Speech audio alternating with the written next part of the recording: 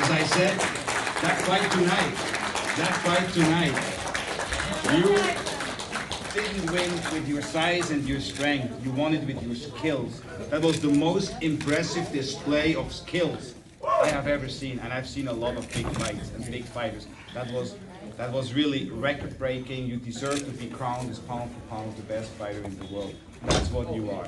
And you have an unbelievable future ahead of you. Dallas, Texas, the US, the world can be happy to have somebody like you. And I said to the media before, your era has started. It's the Spence era. The Mayweather era has stopped, has ended. It's your time now. It's your era. And there's so many great fights for you out there. And let's go and get them all. Give it up for the IBF welterweight world champion. Well, thank everybody for being here. You know, this has been a long training camp, been frustrating, you know, everybody know I'm like a low-key guy, so I don't really, you know, talk to a lot of media, or if I don't have my fight come up, you're not going to see me, or you might just see me at a fight and things like that, but, you know, I'm not on the scene like that, and, you know, it was kind of hard for me because it's something new, trying to sell these pay-per-view buys, because, you know, you got to be more outspoken. You gotta, you know, you got a lot of press obligations. You gotta go out of town and things like that. You know, that was kind of frustrating, especially in the last week of training camp where you trying to make weight and they got you, you know, keep coming to the stadium, doing this, doing that. You know, you just got frustrated. So even at the press conference I lashed out a lot. And then a lot of people, you know, a lot of so-called experts would write me off saying, you know, Mikey's a smarter boxer, you know, or I can't box, I can't do this, I can't do that. So, you know, tonight I just wanted to show that, you know, I do have, you know, boxing ability. I can box, I can use my jab. You know, I do have high boxing IQ, you know. It's not, you know, it's the reason why, you know, I was an Olympian and had over 30 international competition and had success on the international level as an amateur. So I just wanted to prove that tonight, and, you know, I think I did that.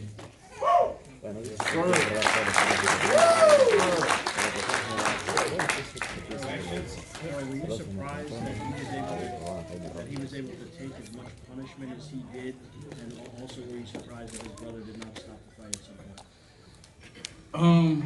point? I did hear that they was planning on stopping the fight. His brother was, but you know, Mikey wanted to keep going. You know, Mikey has a lot of heart. You know, I think he prided himself on being, you know, a tough, you know, Mexican fighter. You know, they're born and bred just for, you know, big hearts.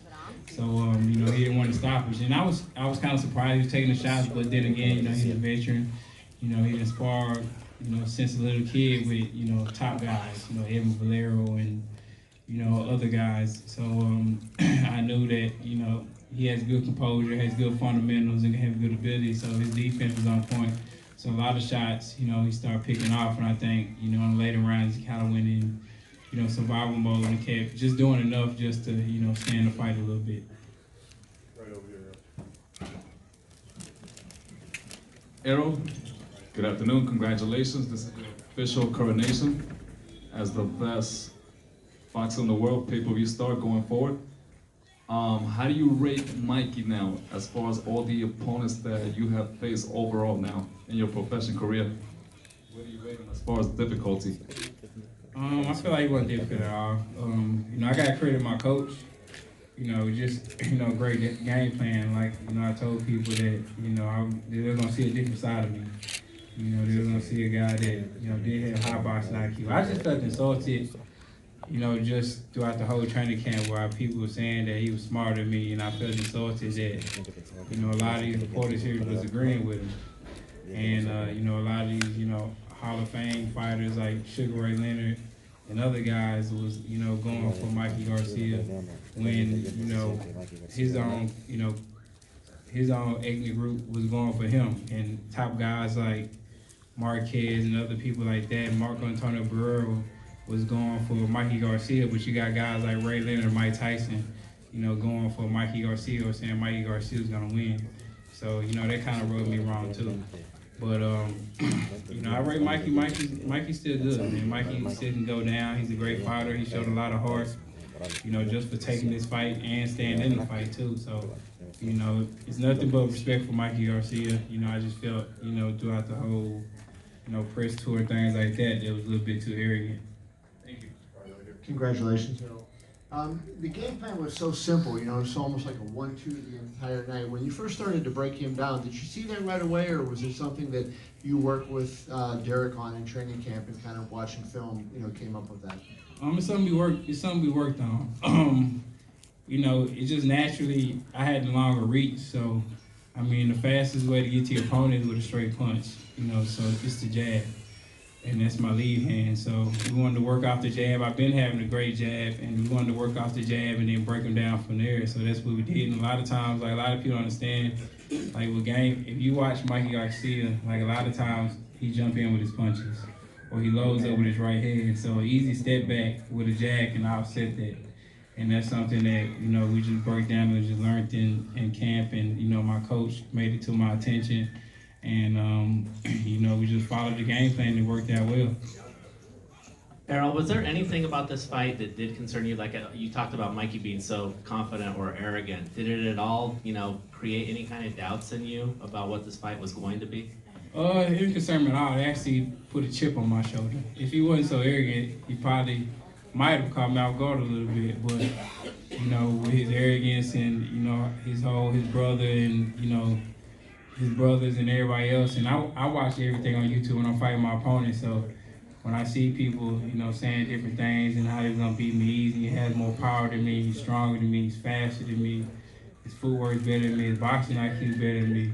You know, he put a big chip on my shoulder. He made me really lock in training camp and, you know, do what I did, you know, basically, you know, outclass him.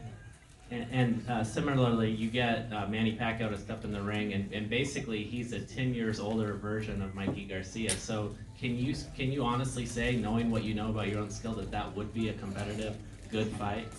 Well, it's definitely a competitive fight. Like I said, Manny Pacquiao, he's blood and guts. So that'd definitely be a great fight. He's a future Hall of Famer, and he's on his way out, and I definitely give him that retirement check that he's been needing. Yeah! Mr. Spence, congratulations on your victory tonight. I'd like to know, I'm probably one of the few in here that gave Garcia the second and the third round. Coming into the fourth round, it seemed like you exhibited all that pissed offness that you share, and then just went to destroying this guy. What was different coming out from the third round to the fourth round? I'm just working off the game plan. I mean, we wanted to fill him out through the rounds and, you know, see how he was gonna come. And then the fourth round, I feel like I could get him. But I didn't get him the fourth round, so I, you know, went back to throwing my jab and picking him off, and then I tried to go get him again.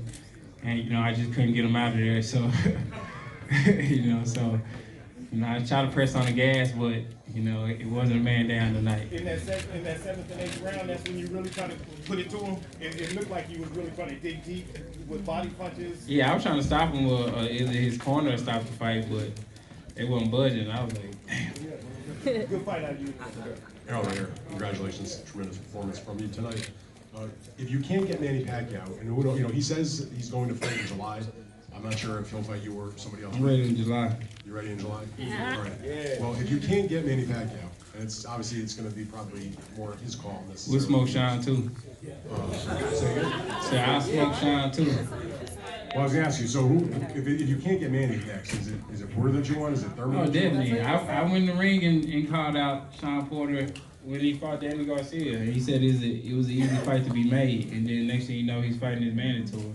So, I mean, Garcia is a tough fighter. He's a great Cuban fighter, but, you know, he could have bypassed that and, you know, unified, but, you know, he didn't want that. So I fought Mikey Garcia, which, you know, turned out to be good. So, you know, Manny Pacquiao don't want to fight, then, you know, I give him that smoke that he been asking for. Thurman said we're not fighting in 2020, so I don't know about Thurman. Hey, Errol, we're just saying it's your time now. Just think back, you know, what you've gone through, and to be now the best boxer in fighting, best pound for pound boxing fighting. What's your thoughts on just where you've come and where you are now? I'm just humble, man. It's been a lot of, you know, hard work and a lot of sacrifice and a lot of times, you know, running by myself and, you know, just going to the gym with my dad. And, you know, for me, you know, I give, you know, my mom and my dad, you know, all the glory for me being up here because, you know, before, you know, I had any potential at all, you know, my dad was bringing me to the gym, coming home from work, you know, tired, you know, driving trucks all night, and then coming home from work and taking me to the gym and, you know, basically taking me all over international tournaments and buying hotels and rental cars and, you know, investing his time and money and, you know, not being able to, you know, be with my other siblings or come to their events because, you know, he was focused on me. So, you know, it's been a lot of sacrifice from, you know, not me, my family, and, you know, my mother, my father, my siblings, you know, my coach and things like that. Back when I was an amateur and I wasn't making $1. So, you know, it's very humbling. That's why I work so hard and I stay focused and stay dedicated because I know just as much time that I put in this and sacrifice, it's my family put in as much time and sacrifice a lot with me too. Errol, congratulations on the win. Thank you. Hey, you said Mike Garcia was gonna win too. I did. Errol, I told you I watch everything. I watch everything. I'm flattered that you care. I watch everything. I told you that. I told Mikey that I watch everything. I asked this of Richard. The bottom line is the other PBC welterweights. You know who they are? Sean Porter, Danny Garcia, Adrian Broner, and Keith Thurman. They've all fought each other. They have not fought you. In your heart of hearts, based on tonight, do you think any of them will step up now? And what about the second part of the question, the specter of one Terrence Crawford? I think they will because, you know, the money's right now. Like I always say on Twitter, you always see me post tables turn. You know, a lot of these guys didn't want to fight when I was calling them out when they 13-0, and you look at all the YouTube videos with Sean Porter saying he's not looking at me. You know, he never wanted to fight me. He wanted to fight Danny Garcia and things like that. But now, you know, everybody energy changed, and now, you know, guys want to fight me and things like that because, you know, I'm turning into the money man. So what about Crawford? We can get there too. Hey, EJ, congratulations to you, Derek, Mr. Spence. How much fun were you having out there? Because it looked like you went to Orthodox for a second, if I'm not mistaken. I know you work on that in the gym. And was this the one-sided massacre you were looking for? No, I was looking for the stoppage, but I mean, it didn't happen. But, you know, I was having fun in there. You know, I felt good, like I said, and, you know, just fighting at home and, you know, fighting in front of my family, friends, and, you know, my people from the city. You know, they was just, you know, it was great, and just have everybody come out and just a warm welcoming and, you know, coming out to, you know, local guys I grew up with, Yellow Bees and Trap Boy Freddie, and, you know, coming out with the Lancaster band, you know, so, you know, it was just great, just you know, getting that warm welcoming and just fighting in front of, you know, 40-some thousand plus of, you know, my fans. Earl, Valencia King, KKVI BCTV, congratulations on the win. You just kind of touched on my question about the community support, but during the week you actually got to stand face-to-face with your supporters. What was that interaction for you like? It was great. You know, just standing face-to-face with them, and, you know, I don't get mad, you know, especially with a lot of, you know, Spanish people from Dallas, you know, rep for Mikey Garcia and want Mikey Garcia to win because it's understandable. Like, I mean, you know, Mexicans have a lot of pride, you know, and they have a lot of pride in their flag and, you know, in their ethnicity. So, you know, I respect them for, you know, going with their guy, just like me. You know, Andre Ward fighting Kovalev, I'm going for Andre Ward. I mean, like Terrence Crawford fighting Americano, I'm going for Terrence Crawford. I mean, I'm gonna go for my guys just like they're gonna go for their guys. So, you know, I respect them for that. And, you know, that was never distasteful. You know, of course, you know, sometimes I got booed and things like that, but it was never ugly or somebody saying something ugly and things like that. So, you know, I have nothing but respect for them, and hopefully, you know, I won them over as fans too. And you may not consider yourself in the role model position, but you have young fighters that look up to you. What would you say so they can take that attitude of keeping that chip on their shoulder? I just tell them never get complacent, because it's easy to get complacent, especially when you start earning money and start getting a lot of notoriety. And, you know, don't let, you know, stay with your feet on the ground, because, you know, when you're that top amateur and people are hyping you up and telling you this, you win Prospect of the Year, and you beat people easily, you know, you can always get complacent and you know, stop training hard, or you get more money. Like Marvin Hagler said, he said it's hard to wake up when it's hard to wake up when you got, when you're sleeping on silk sheets, on silk pajamas. So, you know, you have to keep that chip, or you got to keep that underdog mentality, and that's what I always keep underdog mentality. Even if I know I'm gonna win, I know I'm gonna beat this guy easy. You know, I always, you know, psych myself out mentally where, you know, I just find a reason, either on YouTube or anywhere. I find a reason why, you know, I'm gonna train harder and focus and things like that. So that's why a lot of times when I'm fighting my opponent, I watch things that they say, and it just psychs me out, and it's like, man, I'm gonna punish this dude. Hey, Earl, congratulations. My question is, out of all the fighters out there, regardless of affiliation, who do you think is the one that's going to give you the toughest challenge?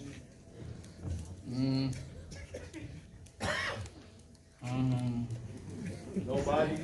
See, I have to think too.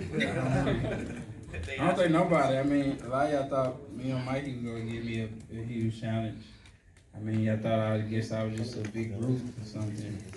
Just come forward, you know. But you know, I showed y'all a different element and you know, different game plan. So, I mean, I really don't know. Like people are like, is Mikey Garcia your hardest fight? I was like, on paper he is, but I really don't. You got to ask me after the fight because I really don't know till I get in there with him. So. You know, I don't know yet. I mean, a lot. It's the Westway division is packed. I mean, you got Terrence Crawford, you got Sean Porter, you got Keith Thurman. You know, you got guys like Ugas. You know, you got a couple guys there, Danny Garcia. So you know, it's packed and it's a loaded division. So I mean, you know, fights can be tough, especially if you're not on your A game. So you know, with me, you know, my job is stay on my A game, stay focused, and whoever I fight next is gonna be in trouble because I'm keeping my weight down now too. So I'm gonna have way more energy. I'm staying around 160. Question for Derek. In what ways do you think Earl showed that he was the superior fighter regardless of size and weight and strength? It was with the jab, the way he controlled tempo. It was the jab and the way that he controlled tempo. I listened to a lot of interviews and I hear people say how intelligent he is and how great his timing is. And what I thought, and I said to myself, I said, just keep the jab in his face so he'll keep thinking. So he won't even get the opportunity to react. He'll have to deal with the jab in his face. And that was just like really the key element because if you keep him busy, he won't have time to think. He'll be worried about getting away from the jab and that's really basically what happened. I mean, the jab broke him down, and that was kind of it. Earl, you were really loading up at the end of the fight. The pressures was there any extra pressure in this being a pay-per-view fight and the way you performed in the ring and the way you want to put on a show differently maybe than other fights? There was no pressure. Like I said, people add more pressure on you than yourself if you allow it. So, you know, with me, you know, we train hard. I was, you know, sparring 15 rounds and came on 30-second rest. Like I said, I sparred light heavyweights. You know, I rarely sparred welterweights. Like it was hard for me to find somebody his size because, you know, a lot of those dudes I stopped. You know, I beat them up real bad. So, you know, I need somebody. If I'm gonna hit them, they're gonna hit me back. And I need the more intensity and the thinking more than, you know, sparring the little guys. So, you know, it wasn't hard at all. Secondly, you know to the very pro-Mikey crowd in here, you know, with this being a hometown fight, I mean, is that a chip on your shoulder now moving forward to make sure that, you know, the next time you fight here, it's a lot, you know, more of a pro Spence crowd than it is for the other guy? I mean, it's like I answered before. I mean, I don't blame, you know, a lot of people, a lot of Spanish people and, you know, ethnicity. I mean, Texas, you know, we have a lot of Mexicans here, and like I said, Mexicans are, you know, very powerful. You know, they got their ethnicity, and you know, they represent, you know, their people. So, you know, I can't get mad because, you know, a Mexican American supporting another Mexican American. I mean, that's their ethnicity. So, I can't get mad for the support. And a lot of the Mexicans that are here tonight are going to be Spence fans. Not just him, Greg, the Mexican. I love them. We're in our own blood. I think with his performance tonight, he gains the Mexican fans as well. Congrats again, man. Just like Richard just said, so does that make you the ultimate A side, regardless of who you see? You're the new Bob Posh, you're the new shot caller. I mean, I leave that up to, you know, my management. I can give 2 cares about A, B, whatever. Like, I come here to fight. It's when we fight, it's one ring, one ref, it's me and you. So, you know, you walking out first, me walking out last, I don't care. We both gonna get in the ring, we both gotta fight. So, I mean, of course, it's good to be an A side because, you know, there's more money on this side. So, for that aspect, yeah, but I mean, I think I'm the A side with a lot of these guys, because a lot of these guys can't, you know, they can't sell everything. Like, even with, at Frisco, and I sold out 15,000 plus, you know, and that was with, you know, somebody nobody knew. So I can't sell tickets, and I sold 15,000 plus by myself. So, I mean, you know, this has been a great event, and like I said, you know, I think going on, I am the A side. You get to know the head, 15,000 in Frisco, 47 tonight. And this performance on pay-per-view, do you think you're officially now the new face of boxing? And is that mantle that Floyd left vacant when he walked away officially yours? Or do you think you still need some work to do? Oh, no, I still got work to do. I still have a lot of work to do, man. Still, you know, a lot of opponents in my weight class, still belts out there, you know. So I still got a lot of work to do. I still got to put on, you know, more performances, more pay-per-view fights and things like that. So I'm not going to say I'm the best out there right now. Hey, Earl. Hold on quickly. I want to ask Mikey up. Mike is here, so you guys can ask Mikey questions as well. You can maybe wait. You can sit down as well, so we can have both of these great warriors up here. As I said before, you know, Mikey Garcia is and always will be a 4-division world champion. He's a great warrior. Tonight he really showed balls. I've never seen anything like it. A true warrior. And as I said at the end of today, sometimes you reach for the stars, you dare to be great. Sometimes you get it and sometimes you don't. But what is important that you try. Because if you don't try, you won't get. And that's not just in boxing, that's in any walk of life. Welcome now, the 4-division world champion, Mikey Garcia.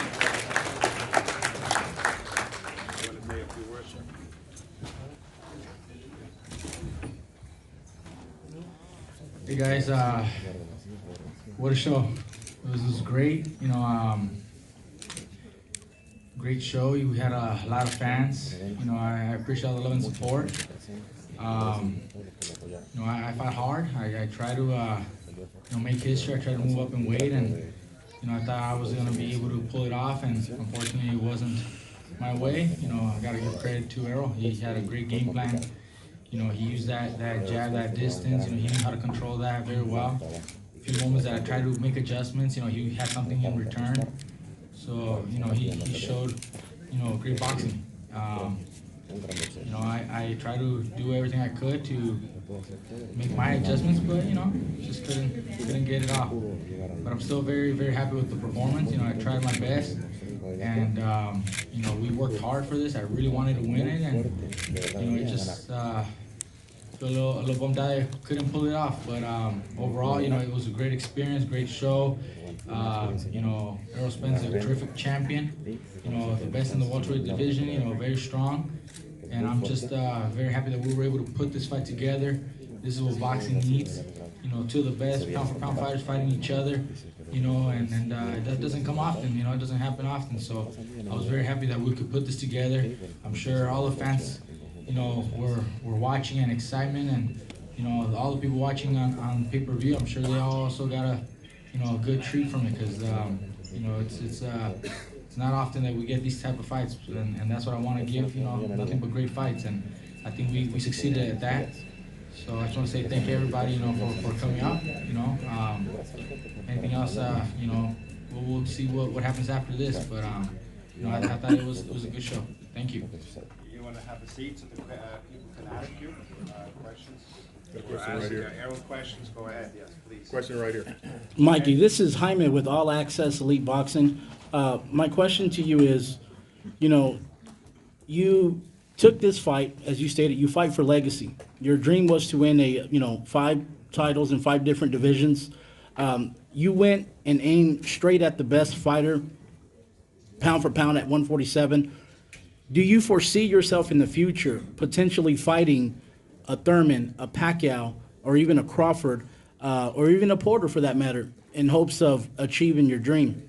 Well, I'll go back right now, talk to my dad, my brother, and make a decision. Right now, I don't have a decision made yet. I feel that, you there are other names that I could possibly, get a title from, and I could still pull it off, but it wasn't possible tonight. We fought the best welterweight, the baddest man in that division, and we just couldn't pull it off. But we'll go back and see what options we have. I could stay at a lower weight class maybe, or maybe stay there and go after a different title. Mikey, antes que nada, felicidades por el corazón enorme, no solamente tú, sino de toda tu familia. Un momento en donde tu esquina decía, ya no más. Sin embargo, el corazón de guerrero mexicano que tienes te hizo ir adelante. Te comento que las redes sociales estallaron en México y con los paisanos aquí en Estados Unidos.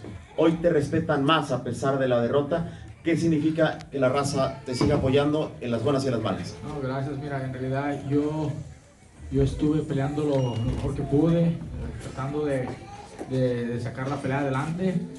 Él es muy buen peleador, tenía muy buena respuesta para todo lo que yo quise hacer. Y entonces hubo unos rounds donde me conectó bastante. Y pues sí, la esquina, para cuidar al peleador, pensó que a lo mejor era tiempo de parar la pelea. Le dije a mi hermano que no, yo estaba bien, no estaba lastimado, me conectó golpes, pues es boxeo.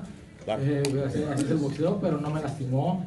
Yo me sentía todavía con ganas de continuar y pues sí, el corazón, yo pensé que yo podía todavía sacar esta pelea y conectar un golpe y lastimarlo y sacar la victoria. Desafortunadamente no se pudo. Estoy contento de que todo mi público me ha respaldado bien, se llenó de mucha gente que vino a apoyarme y pues demostré que en realidad tengo para competir, para estar en estas divisiones, aunque no fue de mi parte, no fue de mi lado. A lo mejor hay otro campeonato que sí pueda conseguir más en el futuro. Ahorita no tengo planes todavía, pero eso lo veremos en un futuro cercano. Y rápidamente, me dijo recientemente Lomachenko, y estaba para Robert y para ti, me dice, si están en 135, si vuelven a esa división, lo estoy esperando, la pelea que mucha gente quiere. Sí, en peso ligero es la pelea más interesante, en realidad una pelea con Lomachenko será lo más grande. Espero poder conseguirla, en realidad esa es una pelea muy atractiva. Voy a ver qué se puede hacer para negociar esa pelea, porque sí es una pelea que el público ha pedido bastante ya en un par de años. Pero como digo, no tengo planes todavía, no sé en qué división voy a estar. Hablo con mi papá, con mi hermano y pronto les daremos una respuesta. Maybe quickly say that in English as well, since a question about what he thinks about the Lomachenko. The first question, about the fight itself. I showed a lot of heart, and a lot of people now respect me a lot more for the way I fought and for going up against the best. And honestly, like I said, I tried. I fought well. I fought hard. At one point, my brother mentioned, maybe it's time to call it a night, or he doesn't want to get me, see me get hurt, and my dad also. But I wasn't hurt at any point like that. I got hit a couple. It's boxing, I got hit a couple shots. It's the way it is. But I said no. Let me continue. Let me fight through. I can still pull it off. I felt like I probably still could. I felt like I could have one punch, maybe turn it around. Unfortunately, it didn't go that way. And then to the question about Lomachenko, I would love a fight with Lomachenko, but I haven't made a decision to come down to one fight just yet. I don't know what I'm gonna do. Let me sit back with my brother later and my dad, and we'll figure out what division I'm gonna come down. And maybe I stay at 47, maybe I come down to 35, but at 35, that is the most interesting fight with Lomachenko, and I would love to take on that fight. Right here. This is a question for Earl. This is World Breaker Fighting. My question is, pushing out all the politics and all the other things that are involved in boxing, what is it going to take to make you undisputed to unify this division? A lot of fans are really clamoring for a unified 47. It's just gonna take everybody to cooperate. We got Porter, who say he wants to fight. Then we got Thurman, who has the belt. And the most difficult fight to be made is the Terrence Crawford fight. So I don't know how that's gonna get made. It's football. Just hard to, my management, Al, and they come to agreement. But I think that the Manny Pacquiao floor fight was made. So, I think that happened. Congratulations, Spence. And this question is for Mikey. Were you surprised by Spence's power? Look, he's got power. He does have some power. I felt like I was blocking a lot of the shots early on, and was trying to give him trouble by not landing shots, but then he started picking up the pace a lot more, and it was hard for me to keep up that defense, you know, so shots started coming through. Like I said, at no one point did he hurt me and stun me like that, but he does have power. I felt good though. I felt strong also. I felt like I could also hurt him possibly, but it just wasn't there. You know, he was slick and he avoided, you know, getting hit. And by the time I would try to come back, you know, he had more punches on top, and it was a good fight. You know, he put up a very good fight. Errol, I remember you told me in our interview that you were going to surprise people because you do box. You are a well-rounded fighter. Going back to that, Mikey, were you surprised by that he could actually have the angles? He had ring IQ. He was not just a brawler, he was also a boxer. No, I wasn't surprised. You know, I know he has all the skills. Like I said before, you know, he reminds me of myself a lot, you know, because he does everything very well. Very good footwork, good speed, distance, timing, you know, he does it very well. And he had an answer to every adjustment that I tried to do. When I tried to put a little bit of pressure and walk forward, he took baby steps back, kept that distance, kept that jab out there, you know, and it was working for him, you know. He used his distance and reach very effective. And when I was trying to box on the outside, he knew how far to walk forward. He didn't get too close. You know, he's very good. He reminds me of me. And, you know, he pulled off a great game plan, and he had answers for everything that I tried to do. It just wasn't, you know, it's not that I was surprised. I knew he was going to be able to do this, and he pulled it off very well. We're going to let Errol Spence go. Yeah, Spence is going to go.